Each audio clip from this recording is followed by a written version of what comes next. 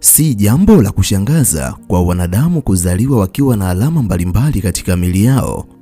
Zipo baadhi ya alama ambazo baadhi ya wanadamu huzaliwa nazo, na alama hizo zinakuwa zimebeba ujumbe fulani wa kiroho ama kuielezea nguvu ya kiroho ambayo mwanadamu anayo.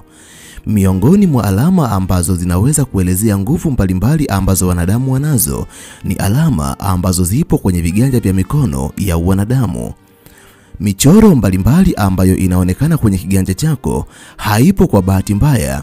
Ina maana fulani ambayo laiti ungeweza kuielewa, ina maana ungeweza kujielewa wewe ni nani. Wabobezi katika masomo ya Palmistry Education wanapokutazama katika kiganja chako cha mkono, wanaweza wakaelewa wewe ni nani, ni vitu gani ambavyo ukivifanya katika dunia utafanikiwa na hatima yako ikoje. Ni kwa sababu inaaminika hatima ya mwanadamu ipo katika michoro ambayo ipo kwenye kiganja chake cha mkono. Katika video hii tutakwenda kuwazungumzia binadamu ambao wanapounganisha viganja vya mikono yao, mistari inapoungana huwa inachora alama ya nusu mwezi. Embu tumia dakika moja kuunganisha viganja vya mikono yako. Tazama mstari ambao unaanzia katikati ya kidole chako cha shahada na kidole chako cha kati katika mkono wako wa kushoto na mkono wako wa kulia. Je, vimeleta umbo gani? Kama vimeleta nusu mwezi kama inavyoonekana katika picha hii, basi wewe ni mwanadamu ambaye video hii imetengenezwa mahususi kwa ajili yako. Utakwenda kuzijua siri nyingi ambazo zinakuhusu na haukuwahi kuambiwa na yeyote katika dunia, lakini pia utakwenda kuijua nguvu ambayo ipo ndani yako na utakwenda kujielewa ni kwa namna gani unavyoweza kufungua milango ya mafanikio kwa kutumia nguvu ambazo zipo ndani yako. Kama nawe ni moja kati ya watu wanaotamani kujifunza kuhusiana na jambo hili, basi video hii imetengenezwa mahususi kwa ajili yako. Ili uendelee kujifunza mambo mbalimbali kupitia video zetu, jiunge nasi kwa kusubscribe katika chaneli hii ya Fafanuo Media. Hapo utakuwa wa kwanza kupata video zetu pindi tunapoziweka kwenye chaneli hii. Hautajutia MB zako, kwani mara zote tunajitahidi kuwa bora zaidi ya jana. Asante, enjoy. Kama wewe ni moja kati ya wanadamu ambao walipounganisha viganja vya mikono yao ya kushoto na viganja vya mikono yao ya kulia, kuna mstari ambao ulijichora ukaonesha umbo la nusu mwezi, basi yafuatayo ni mambo ambayo unatakiwa kuyajua kuhusu wewe. Namba 1, wewe ni mwanadamu mwenye ulinzi wa kiroho kuliko binadamu wengine. Jambo ambalo unatakiwa kulijua na kuliweka akilini, kila mwanadamu hutofautiana nguvu za kiroho na mwanadamu mwingine. Katika ulimwengu ambao tunaishi mimi na wewe, kuna nguvu za aina mbili. Kuna nguvu ya nuru na kuna nguvu ya giza. Nguvu za giza ni nguvu ambazo zinapomwandama mwanadamu fulani zinaweza kumrudisha nyuma, zinaweza kumpa maradhi na zinaweza kumsababishia matatizo mbalimbali. Wachawi pamoja na majini wabaya wote hutumia nguvu za giza kuwadhuru watu wengine.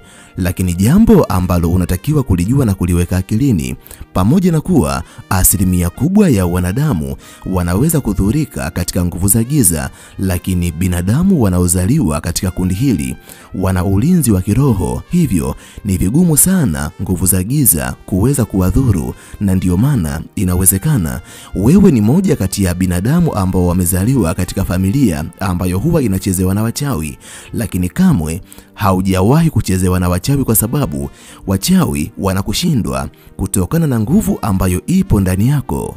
Namba 2, wewe ni mwanadamu ambaye umezaliwa ukiwa na bahati kuliko binadamu wengine. Kama wewe ni mwanadamu wa kundi hili, miongoni mwa vitu vya ajabu ambavyo huenda vimekuwa vikikushangaza katika maisha yako ni kwamba inawezekana huwa hautumii nguvu kubwa katika kupata vitu mbalimbali kwenye maisha yako kama ambavyo binadamu wengine wanatumia.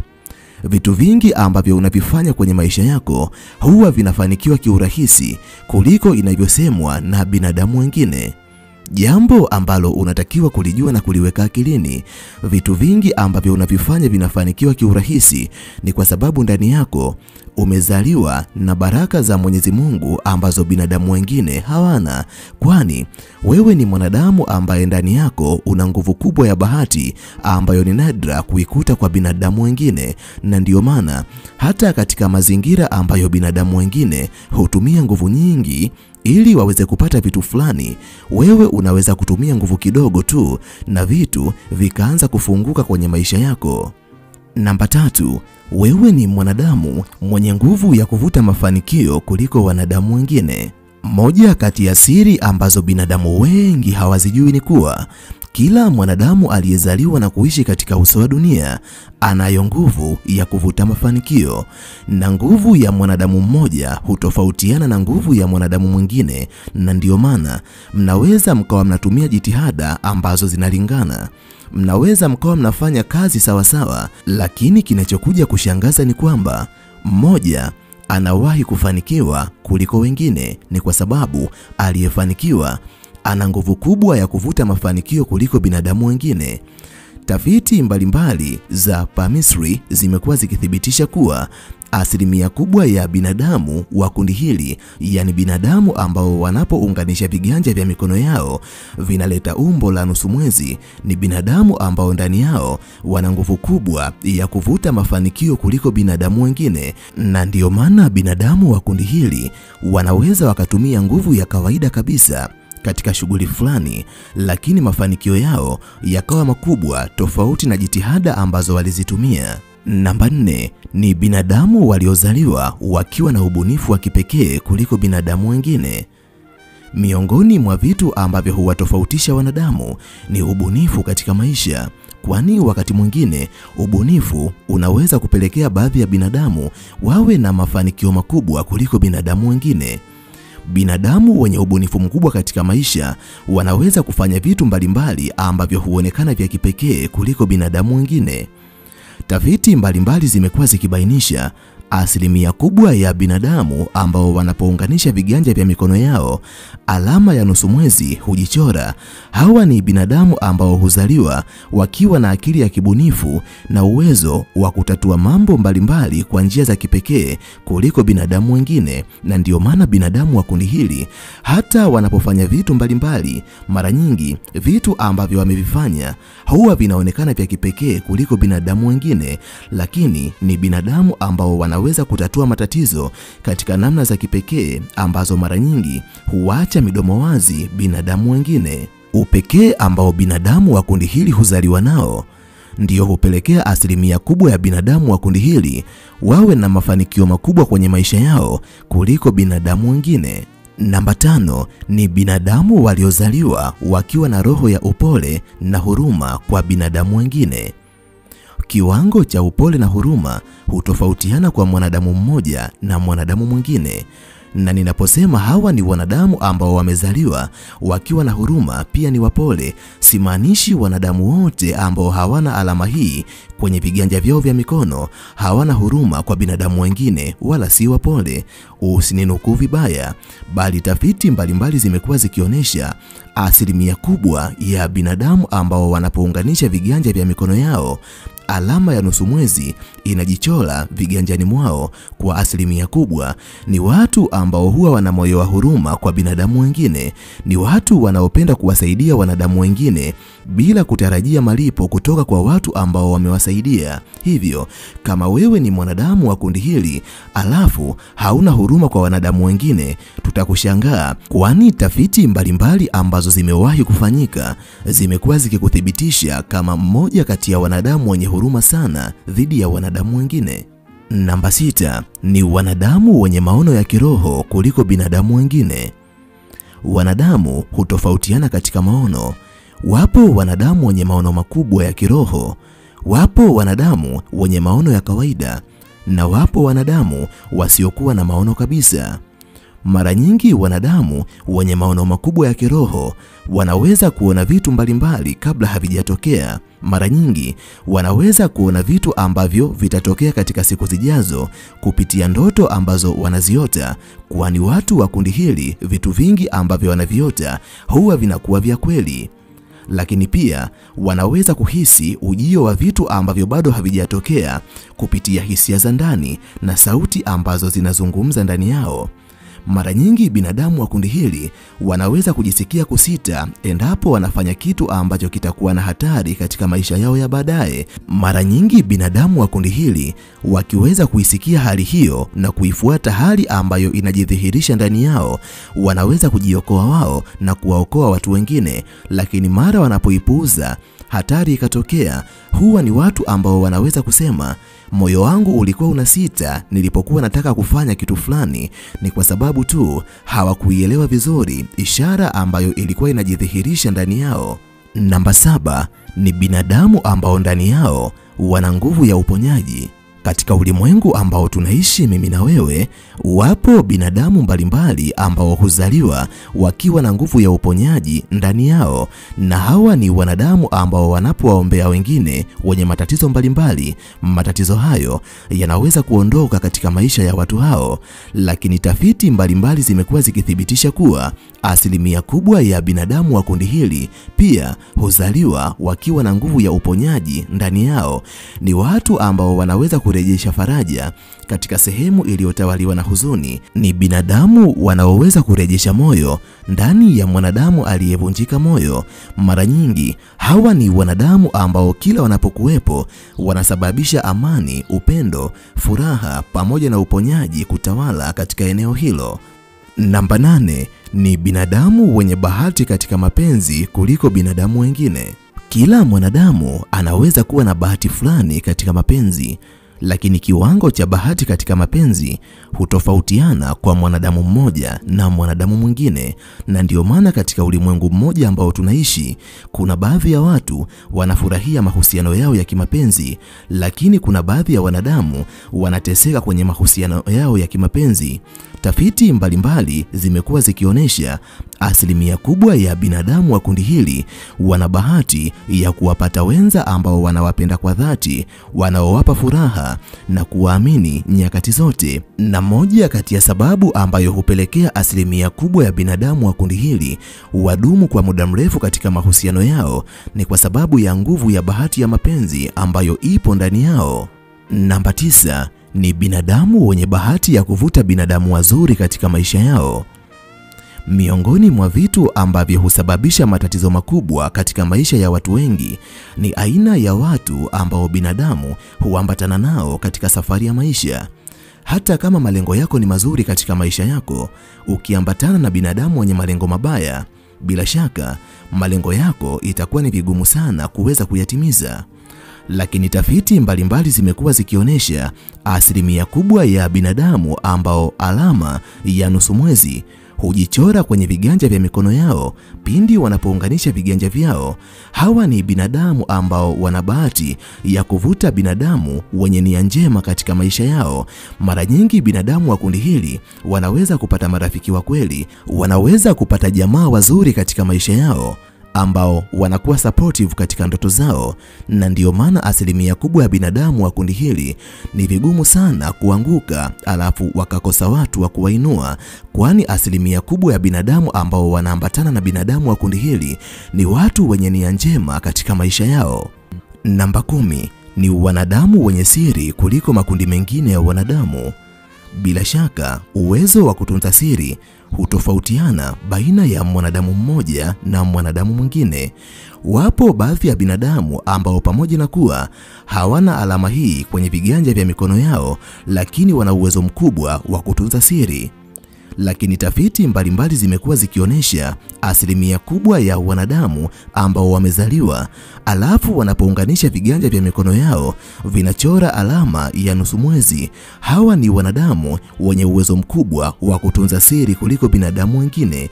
Na ndio maana si rahisi kufahamu vitu ambavyo wanavifanya binadamu hawa, kwa sababu hata vitu vyao wanapenda kuvifanya kwa usiri mkubwa.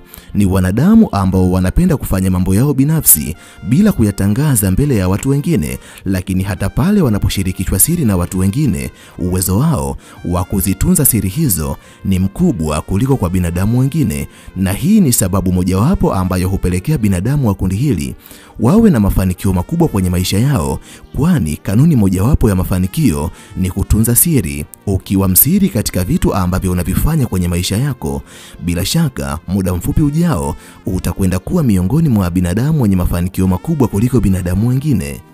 Namba 11 ni binadamu ambao huzaliwa kwa kusudi maalum katika uso wa dunia. Miongoni mwa tafiti ambazo zimekuwa zikiwaelezea binadamu wa kundi hili, zimekuwa zikieleza kuwa pamoja na kuwa kila mwanadamu huzaliwa ndani yake kukiwa na kusudio fulani, lakini makusudio hutofautiana kwa mwanadamu mmoja na mwanadamu mwingine. Tafiti zinaonyesha kuwa binadamu wa kundi hili wana majukumu makubwa duniani kuliko binadamu wengine. Kwa sababu hiyo, inawezekana wewe ni mwanadamu ambaye una alama hii kwenye viganja vya mikono yako.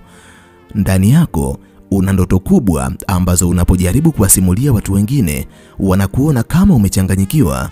Usijali, kwa sababu ndoto yako itatimia. Endelea kuamini katika ndoto yako. Ishi maisha ambayo yanakupigisha hatua za kuisogelea ndoto ambayo ipo ndani yako, kwa sababu hilo ndilo kusudio ambalo Mwenyezi Mungu amekuleta duniani ili uje kulitimiza. Namba 12 ni wanadamu waliozaliwa ndani yao kukiwa na nguvu ya kuvuta pesa kuliko binadamu wengine. Miongoni mwa siri ambazo unatakiwa kuzijua na kuziweka akilini, kila mwanadamu amezaliwa akiwa na nguvu ya kuvuta pesa, lakini uwezo wa nguvu hutofautiana kwa mwanadamu mmoja na mwanadamu mwingine, na ndio maana pamoja na kuwa binadamu kadhaa wanaweza wakawa wanafanya shughuli ambazo zinafanana, lakini mmoja kati yao akajikuta anapata pesa nyingi kuliko wanadamu wengine, ni kwa sababu huyo ni mwanadamu mwenye nguvu kubwa ya kuvuta pesa kuliko wanadamu wengine. Tafiti zinaonyesha binadamu wa kundi hili pia wana nguvu kubwa ya kuvuta pesa kuliko binadamu wengine, na ndio maana binadamu hawa wanapoanzisha biashara zao huwa zinakuwa na wateja wengi ndani ya muda mfupi kuliko binadamu wengine. Namba 13 ni binadamu wenye uwezo mkubwa wa kujitambua kuliko binadamu wengine. Simaanishi binadamu wasiokuwa na alama hii hawajitambui, hapana, bali uwezo wa kuitambua nafsi yako na malengo ambayo yapo ndani yako na kuishi kulingana na kusudi ambalo lipo ndani yako hutofautiana kwa mwanadamu mmoja na mwanadamu mwingine. Tafiti mbalimbali zimekuwa zikibainisha kuwa asilimia kubwa ya binadamu wa kundi hili wana uelewa mkubwa kuhusu nafsi zao pamoja na malengo ambayo wanayo katika maisha yao, na hii ni sababu mojawapo ambayo hupelekea binadamu wa kundi hili waweze kuishi maisha yao kutokana na kusudio ambalo Mwenyezi Mungu aliliweka ndani yao. Namba 14 ni binadamu wanaopenda amani kuliko makundi mengine ya wanadamu. Katika dunia ambayo tunaishi mimi na wewe, binadamu wamegawanyika kwenye makundi mawili. Wapo baadhi ya binadamu ambao huvutiwa na migogoro katika maisha yao. Hawa ni wanadamu ambao wanapoishi kwenye mazingira yenye amani huwa wanahisi kupungukiwa na kitu fulani ndani yao. Lakini kundi jingine la wanadamu ni wanadamu wapenda amani katika maisha yao. Hawa ni wanadamu wanaopenda utulivu, upendo na amani itawale katika kila sehemu ambayo wanakuwepo. Binadamu wa kundi hili hawapendezwi na migogoro. Ni wanadamu ambao huvutiwa na utulivu wakati wote, na ndio maana binadamu wa kundi hili wanapoona migogoro katika eneo fulani huwa ni watu wanaopenda usuluhishi, lakini endapo eneo hilo litazidi kutawaliwa na migogoro kila wakati, wapo tayari kuondoka kwenye eneo hilo na kwenda kutafuta eneo jipya ambalo limetawaliwa na amani ya kweli. Namba 15 ni binadamu wanaoweza kuelewa hisia za binadamu wengine bila hata kuzungumza nao. Wakati uelewa wa binadamu wengi ukiwa unafunguka pale tu wanapoeleweshwa kupitia vinywa vya binadamu wengine, lakini tafiti mbalimbali zimekuwa zikionyesha wanadamu wengi ambao huzaliwa wakiwa na alama hii kwenye viganja vya mikono yao, hawa ni watu ambao wanaweza kuhisi mawazo ama hisia za mtu mwingine kiurahisi bila hata kuelezwa na mtu huyo. Namba 16 ni binadamu ambao ni waaminifu kuliko makundi mengine ya wanadamu. Miongoni mwa sifa ambazo hupelekea binadamu wa kundi hili wawe vipenzi wa watu wengi ni ile sifa yao ya uaminifu. Hawa ni wanadamu ambao hata ukiwakopesha unakuwa hauna mashaka kwa sababu ni lazima watarejesha, lakini ni wanadamu ambao hata wanapokuwa kwenye mahusiano ya kimapenzi huwa ni waaminifu sana kwenye mahusiano yao. Si watu wanaopenda udanganyifu katika mazingira yoyote kwenye maisha yao, na ni sababu mojawapo ambayo hupelekea binadamu wengi wawaamini na kuwapenda kuliko makundi mengine ya wanadamu. Namba 17 ni binadamu ambao hubeba majukumu ya kifamilia kuliko wanadamu wengine. Inawezekana katika familia ambayo mmezaliwa watu kadhaa, yupo mtu mmoja ambaye huwa anaona ni kama majukumu ya familia yenu yapo katika mikono yake. Mara nyingi anakuwa ni mlinzi wa familia yenu. Watu wengi wa familia yenu wanamueleza shida zake. Mara nyingi kila mwanafamilia anakuwa anamtazama kama mkombozi wa familia ambaye amebeba jukumu kubwa la familia hiyo. Tafiti zimekuwa zikionyesha binadamu wa kundi hili ni wanadamu ambao wamebeba majukumu makubwa ya familia zao, na ndio maana wanafamilia wote huwatazama binadamu hawa kwa jicho la kipekee. Ni watu ambao watu wengi wa familia hukimbilia kuomba misaada pale wanapokwama katika nyakati mbalimbali, lakini pia ni binadamu ambao wana uwepesi wa kusaidia watu wa familia zao kuliko makundi mengine ya wanadamu. Namba 18 ni binadamu wenye uwezo wa kujifunza vitu kwa haraka kuliko binadamu wengine. Tafiti mbalimbali zimekuwa zikionyesha kwa sababu ya uelewa wa hali ya juu ambao binadamu wa kundi hili wanao, linapokuja jambo fulani ambalo wanatakiwa kujifunza, wanaweza kujifunza jambo hilo na kulielewa kwa haraka kuliko binadamu wengine. Na ndio maana binadamu wa kundi hili hata mambo mapya ambayo hutokea katika maisha yetu, wao wanaweza kuyaelewa kwa haraka zaidi kuliko binadamu wengine wanavyoweza kuyaelewa. Ni kwa sababu akili yao huchakata mambo mapya kwa kasi kuliko binadamu wengine. Mimi kwa leo ninaomba niishie hapa. Ninahitimisha nikiamini kuna jambo kubwa ambalo umejifunza kupitia video hii. Nikutakia wakati mwema. Asante, bye. Nimalize kwa kusema ninawapenda sana sana zaidi ya sana. Tukutane tena katika video ijayo.